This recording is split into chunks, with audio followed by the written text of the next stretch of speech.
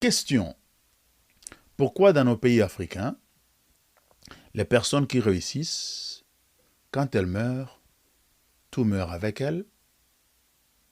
Sous d'autres cieux, on voit des entreprises, on voit des fondations, des associations, des églises, des organisations diverses commerciales ou sociales qui traversent des générations en générations et continuent de se développer pour devenir des véritables institutions, des grands groupes ou des empires. Dans les pays occidentaux, chez les Asiatiques, chez les Arabes et même les Sud-Américains, c'est très courant dans ces sociétés de voir des entreprises familiales se développer sur plusieurs générations. Le père crée, le fils ou les enfants apprennent et font évoluer l'entreprise.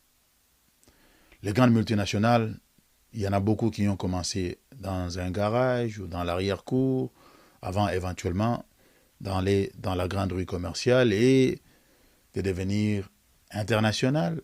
Sur le continent, lorsqu'un grand entrepreneur, un grand homme, une grande femme meurt, peu de temps après, c'est l'effondrement, tout disparaît.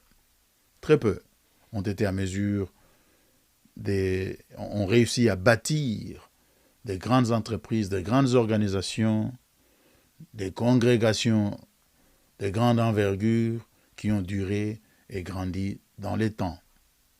Alors c'est quoi les problèmes au juste?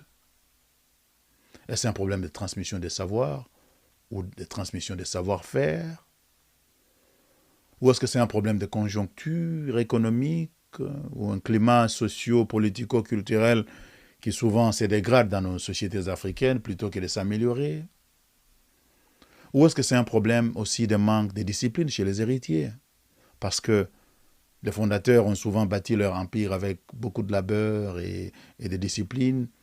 Et les héritiers, bon, ils naissent, ils trouvent déjà les conforts, ils ont du mal à développer la discipline, le sens de travail, la culture du travail qu'il faut pour travailler comme il faut, d'arrache-pied et maintenir la viabilité de l'entreprise ou de l'organisation.